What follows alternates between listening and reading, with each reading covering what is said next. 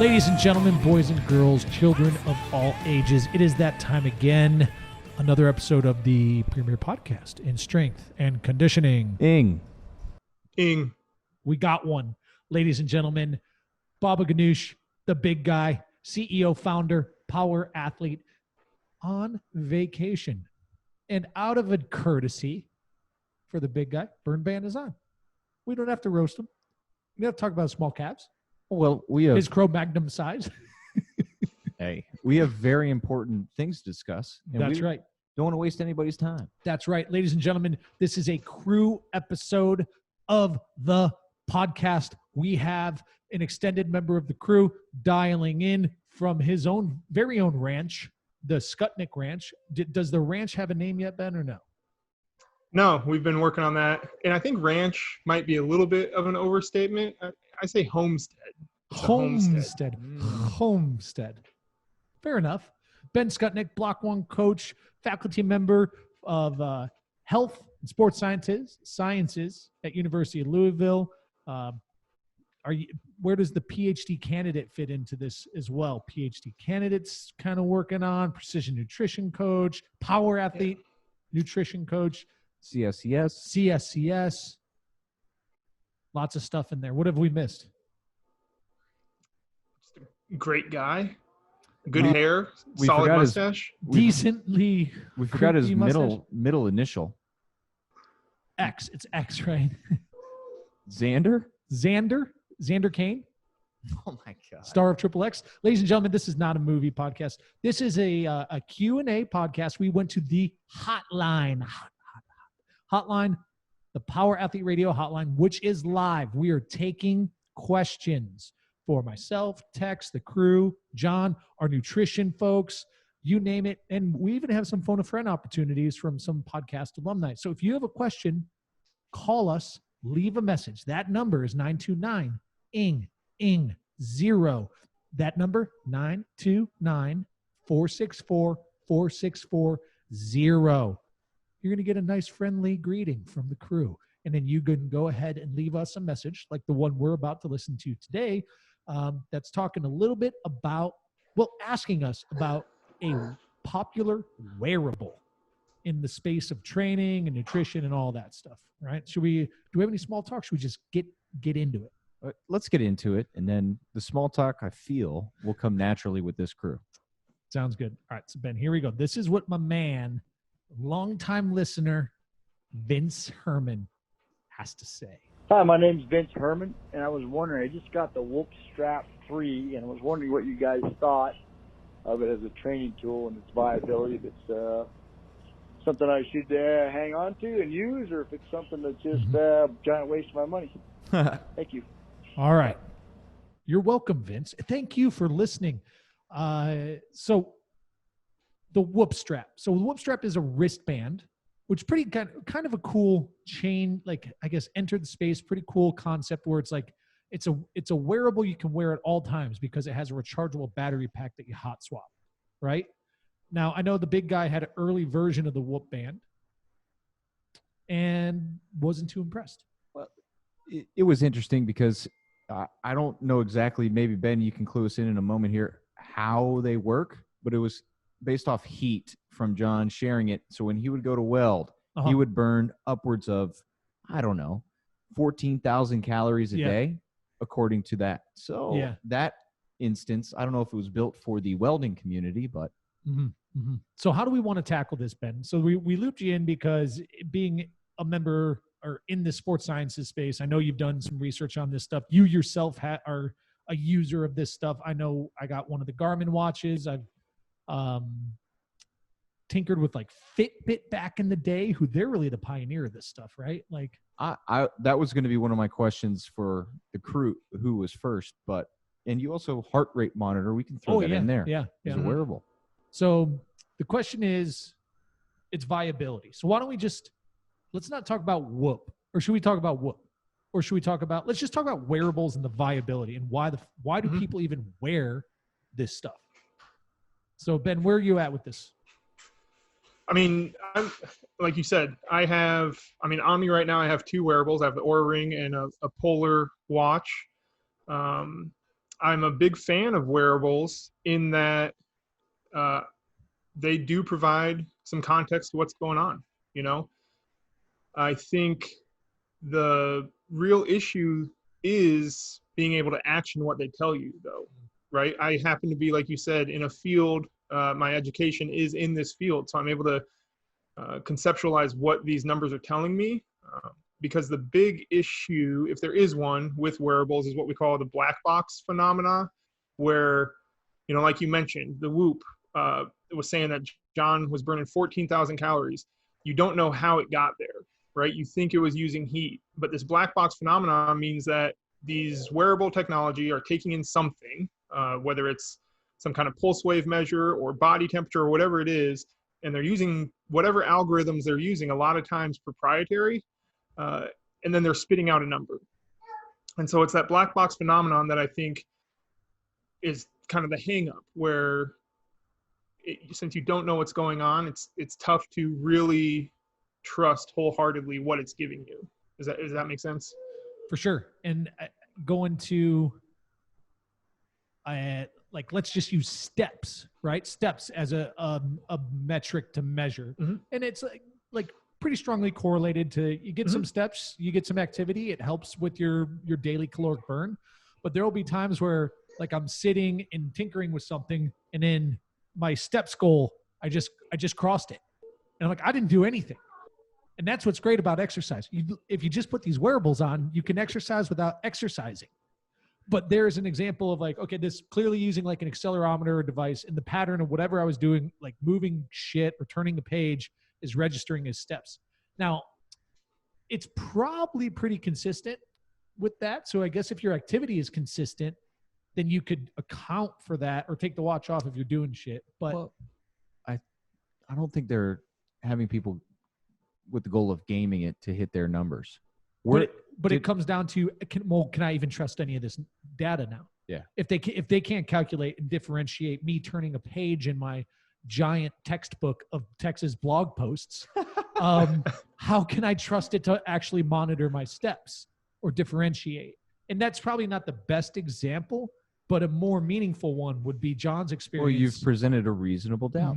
Right. Would be John's experience with trying to leverage this, and he's just sitting and welding all day, which in and of itself is more than like just sitting and reading or watching TV.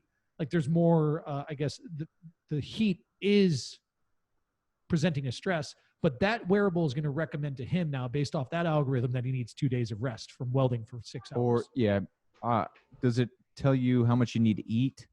Or okay, so then that would fuck up his.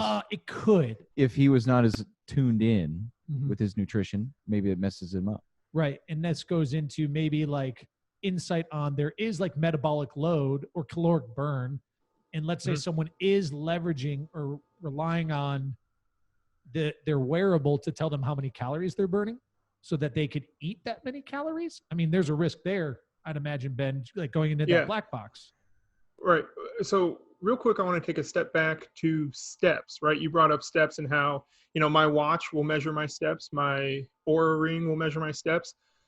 But part of the issue is you have to go back to where they're getting their algorithms. And with steps specifically, they're getting them from one of two different types of devices. One that's worn at the hip, and one that's worn on the ankle and wrist at the same time, right? So these research studies that have shown that increased steps get you closer to health, or whatever the outcome measure is, right? There's sound science behind that, but the devices used were measuring at different areas, right? So, you know, maybe my watch, for instance, it's taking step measurements, but it's basing it off the measurement accuracy that was gotten from a study that measured at the hip, right? So there you have it. If I'm sitting there reading a book with a hip, what we call accelerometer, that's how they measure steps. It's a device that detects motion in the 3 different planes of motion. If I'm wearing a hip accelerometer, it's not going to pick up my page turning. It's really only going to pick up steps, jumping, things like that, right? So if my watch is using the algorithm from a hip accelerometer, but now I'm turning pages, that's how that kind of mistake happens, right? So one thing when people are buying this technology, if they can, is try to go back and see where these measures are coming from, right? So we were talking about which one came first. And I actually think it was the Nike Fuel Band, if you guys remember that. It was like Nike Vaguely. Plus, and you got fuel points, and like, Oh, so, is that what they put in your shoe and like you tracked on an app, Yeah. or is this precede that? so it was there was a whole system, right? It hooked up to your iPod. There was a foot pod that you could put inside the sole of your shoe, and then there was a wrist. It was just a band. But in theory, there you have it. You have a foot and you have a wrist measurement, right? But a lot of people didn't get the special shoes that needed the foot pod. They just got the wrist. And so they would get these huge, they were called fuel points, but they would get these huge scores on fuel points. And Nike had like this online leaderboard. And so that was the first device that really sparked my field to look at this stuff, because they noticed like, hey, a lot of people are buying these wearables. Let's see if it means anything. And it overestimated by something like 20% or something like that. And so now, getting into what Luke brought up about, well, there's a caloric load or a metabolic load that's equated to this stuff. If you're overestimating by 20%, that can be pretty significant. If then you're somebody who says like, oh, my workout, according to my straps, said I burnt 1,000 calories. Well, I need to go replenish 1,000 calories, right? So right off the bat, there's some mismatch there. Need to, but then or get to replenish? Yeah, get to like, oh, I get to have 2 euros tonight. Yeah, right. Like that's how I justify my half a pint of ice cream, because I burnt, obviously, right? But yeah, so there lies another issue where, it's not all calories are equal. I mean, it's an estimation coming from these devices, and then your body, depending on, I'll say like your anthropometrics, right? 2 people weigh 180 pounds. One person's 25% body fat, one person's 6% body fat. The leaner person's going to be burning hotter. So they can do the same activity at the same speed, the same heart rate, whatever, but the leaner person is going to be burning more calories because they have more lean tissue. Mm-hmm. But the very few of these devices take that into account. So then they give this kind of like blanket caloric load. And so there's issues there as well. Yeah, because they're realistically, I bet they would go off of BMI, wouldn't they? Yeah, typically it's with that. Fat. Some devices you can connect to like a wireless scale. So I have a wireless scale that measures body fat and bone density and things like that. But there's an error involved with that. Yeah, right? you wrote because up it's that. not right. So it's not 100% accurate from that device, and then that gets plugged into another device that has some inherent error as well. So it builds this level of confidence in the user, saying, hey, like I'm putting in all this information, so I'm getting a very specific output, or that's what they think. But when you peel the layers back, you realize it's a lot of estimating, which you can say is probably closer to where they were than without it, maybe, Mm-hmm. but it shouldn't be taken necessarily at face value. It should maybe be kind of an idea. So if it says you burnt 1,000 calories, did you really burn 1,000 calories? Probably not, but maybe you can use that as a gauge to say, okay, if this 60-minute conditioning piece burnt 1,000 calories, then I know if I did 45 minutes, that's going to be, less than that. I don't know. You can build kind of a way to approach workouts on a broader scale without these exact numbers. That's interesting. And then in terms of do you know what sensors these things use, Ben? Yeah, they usually are pretty transparent about that. So you have a few different sensors. I mean, the very first wearable, like you mentioned, was heart rate monitors. Heart rate monitors have been around for decades. And those use actual electronic leads. So if in the strap, if you look at most heart rate monitors, they have kind of that smooth plastic rubber. What it's doing is covering up some 2 electronic leads. And so those are like if you go to the hospital and get a stress test and they hook up a whole bunch of leads to you, that's the same concept. So it started there, but then more recently, we've made kind of a jump from these hardwired electronic leads to these optical sensors. And so what those optical sensors, this would be like your your Apple Watch, my Polar Watch, anything that has like a green light with it, right? When you can see on the sensor, it shines a green light to make the measurement. That's an optical sensor. And what that's doing, instead of detecting the electrical activity that those leads were detecting, because when your heart beats, it makes an electrical, it's now detecting blood flow in the very, very superficial blood vessels, right? Because we know with each heartbeat, the blood is going to move. And so then through some algorithms using kind of pulse wave velocity is what we call it, or the speed at which the blood is moving, it can detect, or it can estimate heart rate. And then because you've entered your height and your weight, it can kind of do this roundabout estimation of how many calories you're burning. And so that's the optical measure. And that is probably most common, I would say, with the current stuff. I think Whoop is optical now because they have upgraded. I saw that they upgraded. I don't know exactly. I've never had a Whoop strap, so I don't know exactly what they do specifically, but there's an optical component. And then there's also, so like the Oura Ring pairs an optical sensor with a thermal sensor, right? So then the concept there is it's getting two different inputs, because if you have a high heart rate, you probably should have a high body temperature, right? If you're exercising. If your heart rate's up because of exercise, your body temperature is also up. But say your heart rate is up, but your body temperature is low, that we can start to talk about kind of the recovery things, right? If you're under recovered, we know that your resting heart rate is going to be high, but your body temperature might not be as increased, right? And so that's how devices like the Oura Ring can kind of get to those measures, as it starts to connect these dots and make these kind of jumps and assumptions, which aren't necessarily wrong, but they are assumptions, right? They're not hard measured truths. So yeah, those are kind of the sensors that we have these days. I'd say optical is probably most popular, optical plus thermal. And then the heart rate straps still use electronic leads. And that's why, truthfully, the heart rate straps are probably the most accurate, because it's still an indirect measure, but it's as close to direct as possible without inserting tubes into your body. I'll take the tubes. Just get it over with. Ben, do you know how they would update? Does the algorithm change? Like if you have your Oura Ring or the watches y'all are wearing, am I stuck in that like I'm stuck in an iPhone 4? Or is the algorithm changing, or things on the back end updated so this hardware piece that I have, it doesn't just go defunct as soon as version 2.0 comes out? Yeah, yes and no, right? So there are firmware updates on a pretty regular tempo. I would say probably with my Oura Ring, I get something like once every 6 months. And so that's kind of the algorithm updates and things like that. And that's, I mean, Oura Ring does a good job. Not all companies do that. Some companies just give you the device and then they don't keep up with the research, essentially, because that's where the algorithms get updated. New research comes out and they update those estimations.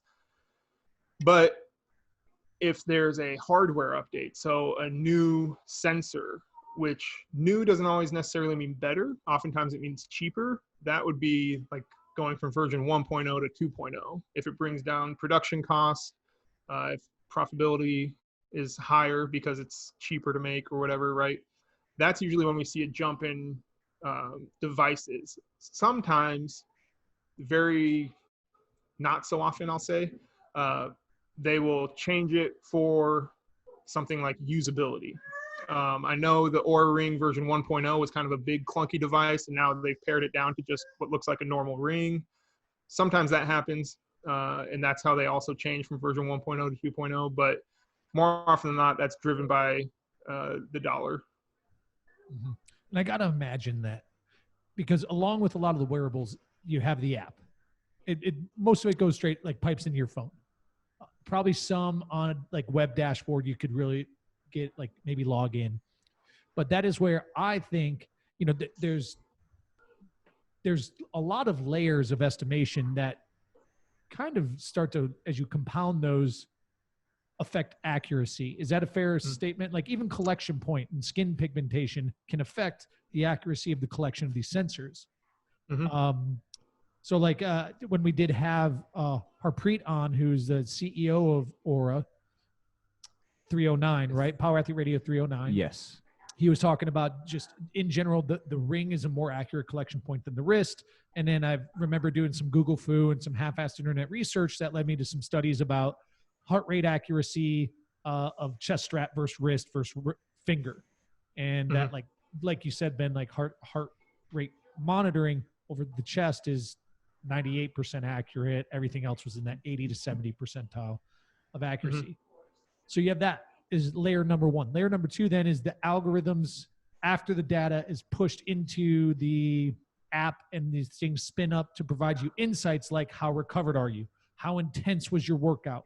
What's your heart rate variability? It was even often an estimation that is probably misappropriate or mislabeled as accurate. These are like all of these things then can decide or provide you insight on what you need to do with your training. And where, like, how does that become useful? I guess if you're like an endurance person, maybe you could like apply that. But let's say you're going to a gym or a CrossFit gym, or you're a field sport athlete and your coach isn't reading this shit. Like you're at the mercy of what they program for you. So what do you do then? Do you dog it? And even when there's a 30% margin of error, like what's the threshold there? Yeah, I mean, so in my day job, I do get the opportunity to work with some pretty elite level athletes and the coaches that coach them, right? So these elite level coaches as well. And yeah, like you said, oftentimes what they're interested in is like a green light, red light scenario. Like, are they good to go or not at all, right? And there's no real in between. And then you have like the team dynamic component. Well, if, you know, John is sitting out, but Luke and Tex have to practice, but John's a starter, you know, and so there's a lot of layers there, right? So yeah, like you said, these other scenarios where you're not necessarily like an individual athlete, there's a lot of influences there. So really the first step is if the device isn't collecting any kind of what we call like baseline. So for instance, when I bought my watch, before it really gave me any of that like recovery feedback, I needed to wear it for 3 days straight, and it collected and collected and collected. I think the Oura Ring does something similar. There's a couple other devices that do the same thing. And what it's doing there is collecting your baseline. So like you said, heart rate variability, where mine is different than yours, different than Tex's. My baseline, my overexertion levels, all my different levels are different than everybody else's. So if your device doesn't collect the baseline, then all of that extra kind of analysis, the recovery scores and things like that, doesn't really mean much. Now we do have, with the current tech, there's like this whole machine learning component to where we can build that, but that's kind of the first flag, right? If it's not collecting a baseline, those measures should be taken with a grain of salt. And then, yeah, what do you do? How do you action it? Well, you know, sometimes you can't. And so then it's like, would you be better off not knowing that you're potentially overtrained, right? If you can't action it, but you have in the back of your head, like, man, I'm already overtrained, but coach is making me go. Well, now you've added another influence that could potentially derail your performance. Whereas, you know, when I was in the sport coaching realm, I would talk about how I loved dumb athletes. And I mean dumb because they would show up and like, what do I do today? And they didn't think past that. They just did what they were supposed to do and they went on, right? But now this tech has created very smart, I'll put air quotes on that, very smart athletes where they have a lot of this information. But yeah, if they can't action it, then it just becomes this kind of information that sits in the back of the head and can potentially negatively influence the outcome. So yeah, it's tough. And that's why I kind of said in the beginning, if you can't action it, maybe it's not worth it, right? Mm-hmm. And I guess it's not all doom and gloom, because even with some of this margin of error and inaccuracy piece and potentially the inability to, like, assuming you can action it, like, it can be an accountability piece. Oh, so that is like a definitely a perk of it, is like it will monitor your activity. Let's say your goal is to like get up and walk. It'll buzz you and it'll track it and it'll hold you accountable. You know, so like it depends on the person, I think, and what you're trying to get out of it.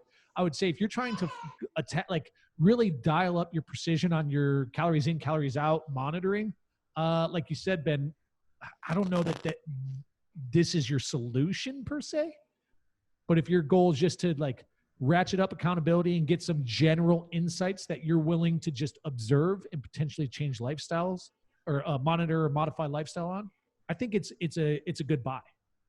Don't most Yeah. of them have accountability networks? Like you said, the Nike originally had this big leaderboard. Do most of these just link other people up and show you where you stand, or is it all individualized?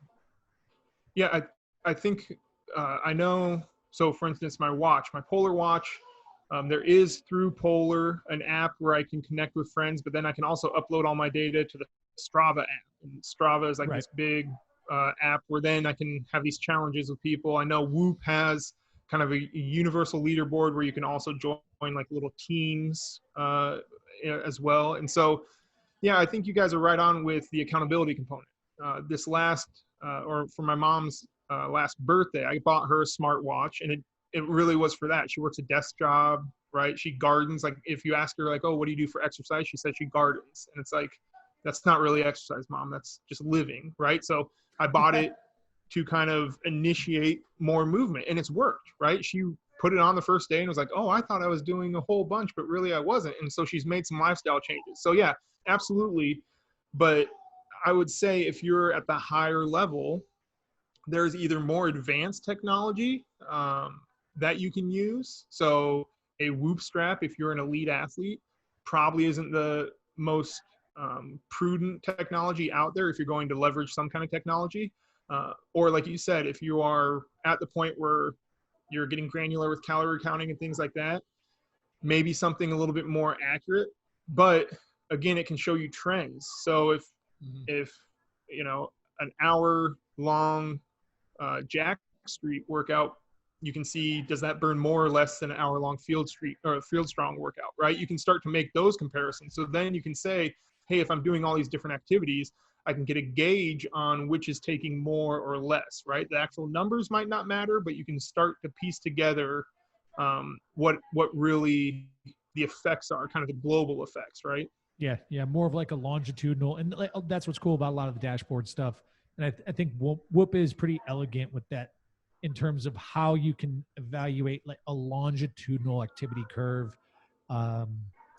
You know, the one thing that's tricky is just the readiness thing. And, you know, I remember talking to Ben Crookston, who's founder of Train Heroic or partner with the training stuff.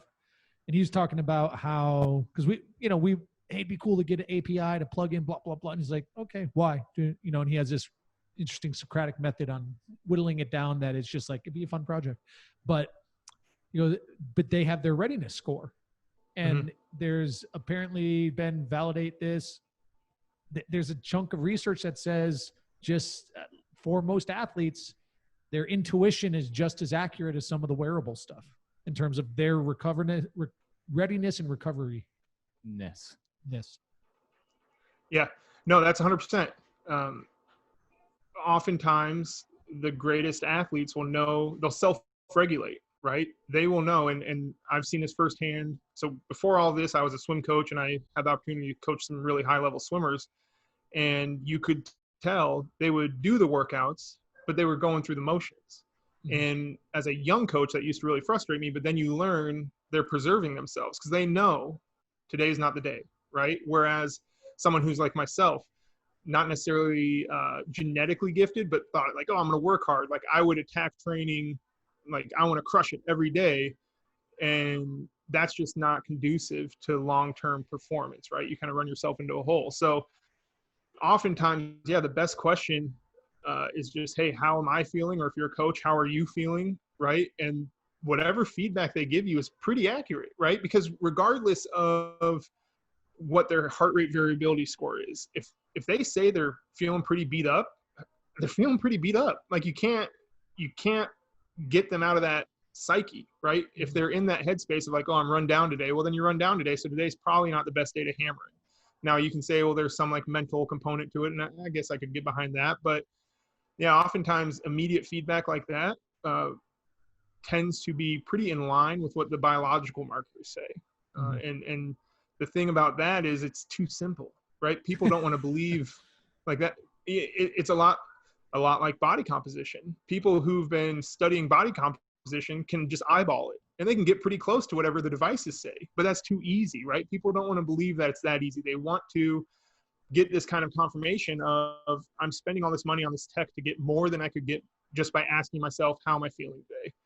And so, you know, that's kind of the issue that's made this such a profitable market and such a booming market, because there is tons of wearable technology out there right now. Interesting. Is there anything else we want to cover on this, Tex?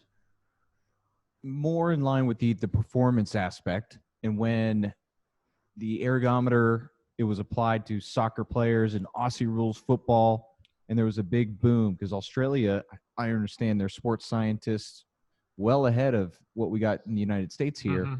And so they took the number of steps and the kilometers that these athletes were covering within a game, and that directly changed the training. So we're going to have to run X amount K because you did this to in a prep them game. for X amount K. Yeah. Yeah. And that took away from the speed, the explosiveness of some of the athletes, and pounding pavement led to a lot of overuse injuries. So do wearables potentially, as they enter into fitness and our mindset, are they going to, as general pop athlete, face the same challenges that plague those soccer athletes? Yeah, so a couple of things there. One, yeah, for the general population, we talked about how a lot of these have leaderboards, these online leaderboards where you can compare to other people. This is just my speculation or my kind of outlook on it, is I think those ultimately, though well-intended, might do more harm than good. Because if I am somebody who is a real go-getter, right, I really like to train, and I get on a leaderboard and I see that Luke has a strain score of 0.5 higher than me today. Yeah, I do. Well, I'm going to go out and I'm going to bang out some curls because I want to be able to beat Luke, right? And so that kind of competitiveness on that, I think, again, is well-intended because it gets people doing stuff, but it can, a certain type of person, maybe that type A personality that really wants to be the best, can dig themselves into a hole pretty easily, right? Now, the interesting thing is, I know Whoop also has a leaderboard for sleep, but I would tend to believe that people would be more apt to have a higher strain than a better sleep score, right? Because that sounds cool. Right. Oh, I was worked harder today instead of I slept better today, you know?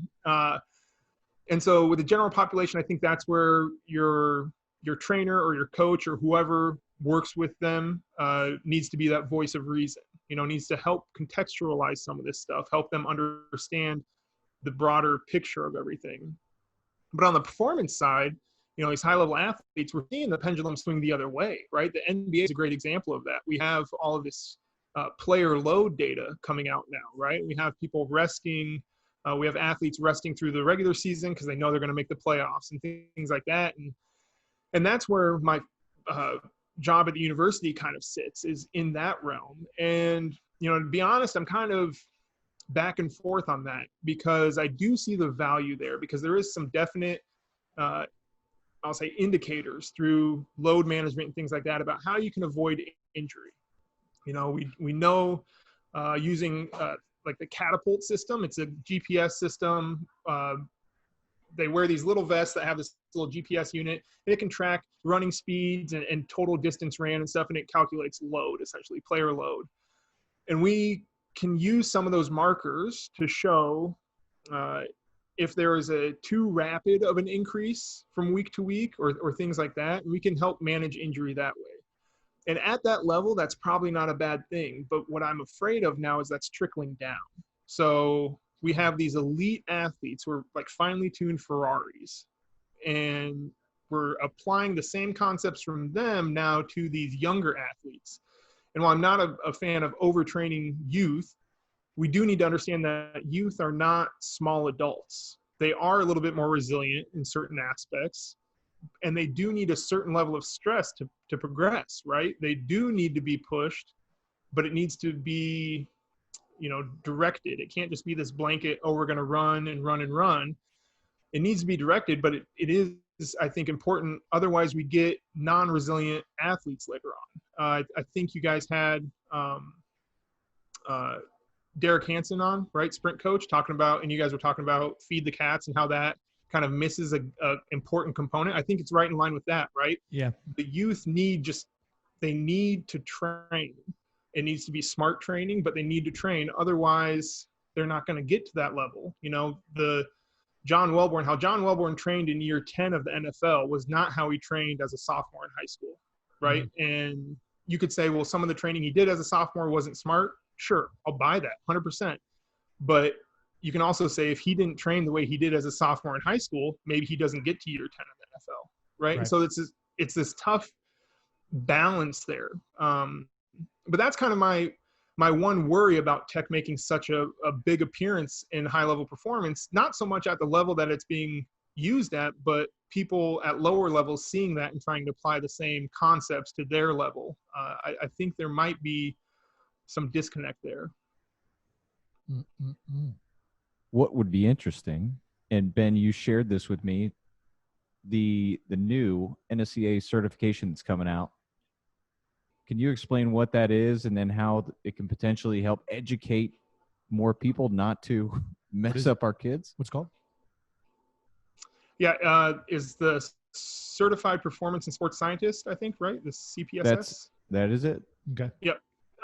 And so what we're seeing now, before it was just kind of the strength and conditioning specialist. That was the strength coach. But because technology is coming in at such a rate, we're seeing a lot more sports scientists would be the term, right? And so my understanding is the NSCA has put out this certification track, and my understanding is that it's going to help educate folks to really conceptualize kind of what we were just discussing, right? To understand these big picture concepts and to understand the application of what all this data is telling us, right? Because right now there is a mad dash, whether it's through force plates or GPS systems or all of these things, they're starting to become so cheap that high school systems can use them now. And so we're getting coaches at these lower levels using this technology.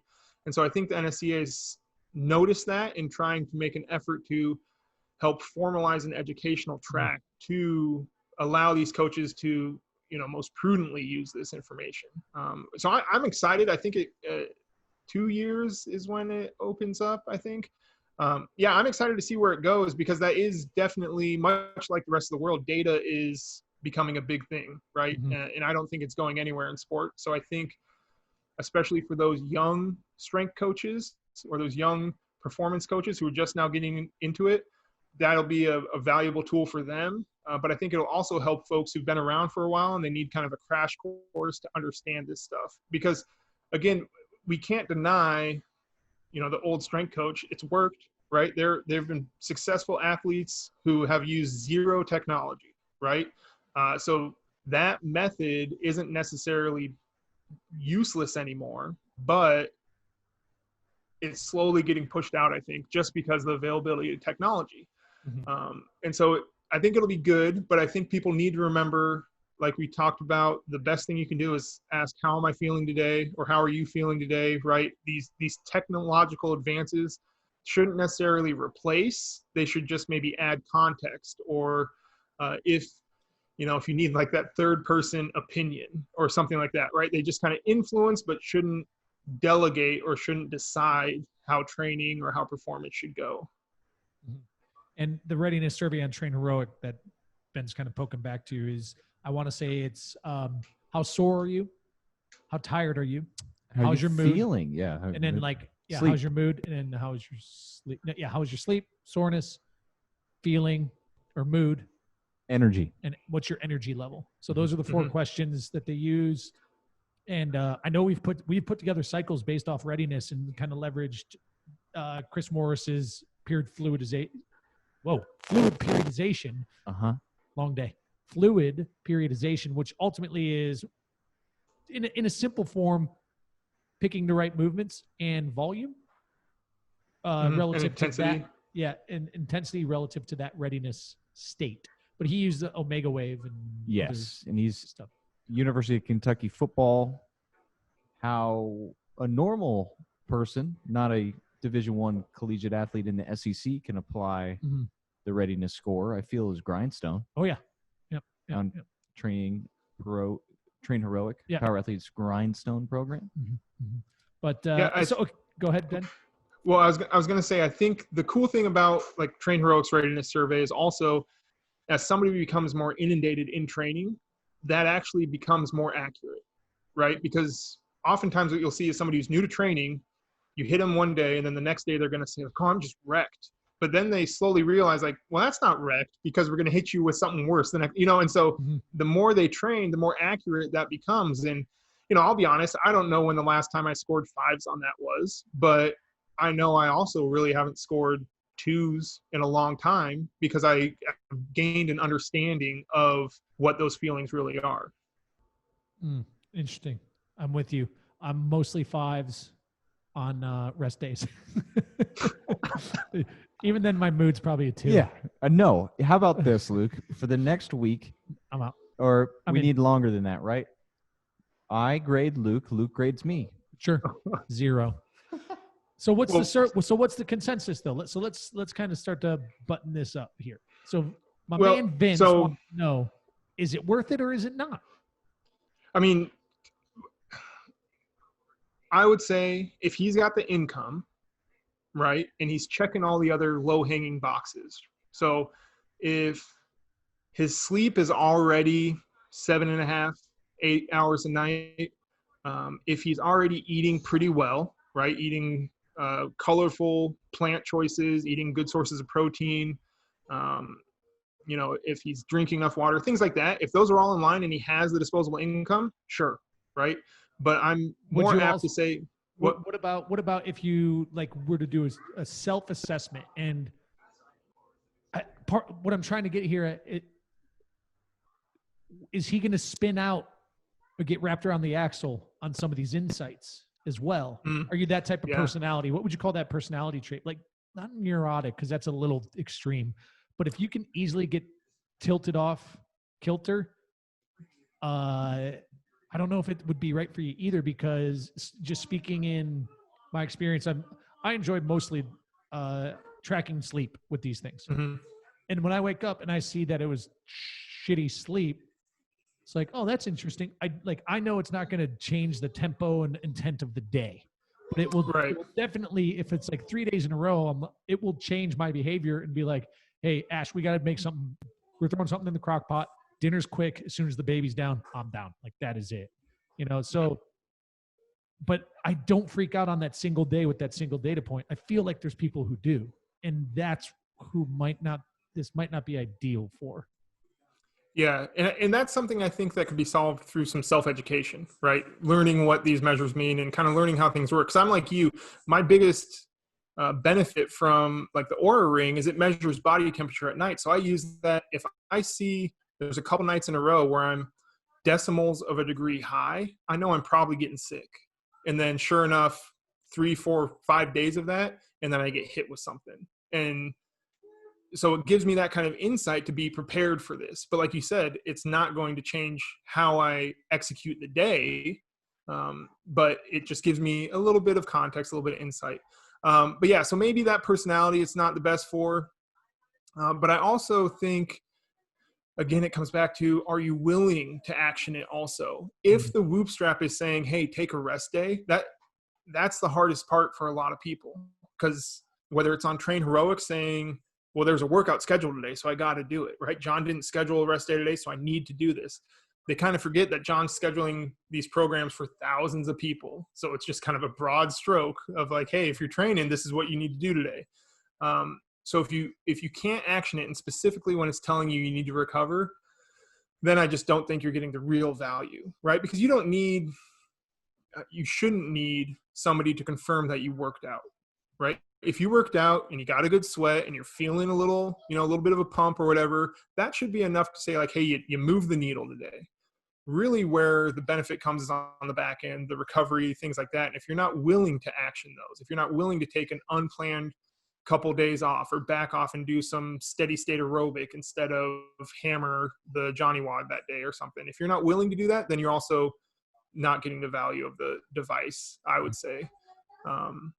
And again, there's probably, if recovery is a big issue for you, there's probably more easily actionable things that you could spend money on, right? Whether that's you take whatever the monthly cost is for Whoop, I can't remember, and you put that towards body work for that month, or you invest in some kind of self-release therapy, or you dump it into like working with Xannis or something if you got like a nagging, like there's other things. Blackout, like I'm thinking blackout curtains, chili pad, like things to help sleep aid if you are that type of guy. Nutrition coach, shameless plug for Power Athlete Nutrition. Or just one-on-one. I mean, that's the thing. One-on-one therapy sessions with myself and Tex. So we should start a business. That'd be 2-on-1. Well, one. Oh, with each other? Yeah, you sit in on me and Texas. I'm gonna pay to watch you guys. Yeah, no, I'm in for that. Yeah, Ben, that'll be $37.50, please. Yeah, I'll Venmo you, I guess. But yeah, that's the thing. I mean, so I don't want to downplay, or I don't want to, say that these things are worthless, because they're not. There is absolute worth potentially for the certain person, but my experience in either this role as a nutrition coach with Power Athlete, or my role at the university, is it just seems like there might be other easier barriers to cross before this. But at the same time, if it's like a motivational thing, shoot, I mean, that's some of the best motivation to get immediate feedback. My watch will vibrate and do this little like blinking thing every time I reach my activity goal. It's an arbitrary goal. It doesn't really mean much, but it's many accomplishments throughout the week. I mean, that's totally a way to, stay positive and things like that, especially, now with like the shelter in place and things like that. That might be what you need to get out of a funk, to give yourself something to do. So yeah, I mean, there's value. Here's my thing though. You're making this Whoop band, just put a watch on. Because what if you're a watch guy? Okay, so you're a watch guy. Oh, the Whoop band doesn't have time? No, dude. No, that's like if you're a watch guy, so what? Now you're like a fashion fitness bracelet guy and a watch guy? So let me get this straight. John Wellborn. Pinky ring? Is a pinky ring wearing and bracelet. Nickelback bracelet wearing son of a gun. Oh, my goodness. I mean, are you surprised? No. But it is 24 hours and you get the hot swap the batteries. There's some pros and cons. But nonetheless, Ben, thanks for taking the time to hop on and chat this stuff. I know it's like right in your wheelhouse. And listen, is it Vince Herman? Is it a real name? 2 first names. Vince Herman. Vince, baby. Vinny, we love you. Thanks for leaving us a message. Hopefully this was helpful. And I'll tell you what, if this seems like it's right for you, pull the trigger. If not, no shame in it. And Power Athlete Nation, thanks for listening to another episode of the Premier Podcast in Strength and Conditioning. Ing. We got him. If you have a question, hotline is open, baby. That is 929-ING-0. 929-464-4640. Call us. Leave us a message after the beep. Bye. Bye. Now it's time for you to empower your performance. Head to powerathletehq.com/training to choose from a number of programs to meet your specific performance goals. And if you like to break a mental sweat too, visit academy.powerathletehq.com and become a real stakeholder in you or your athlete's success. Until next time, bye!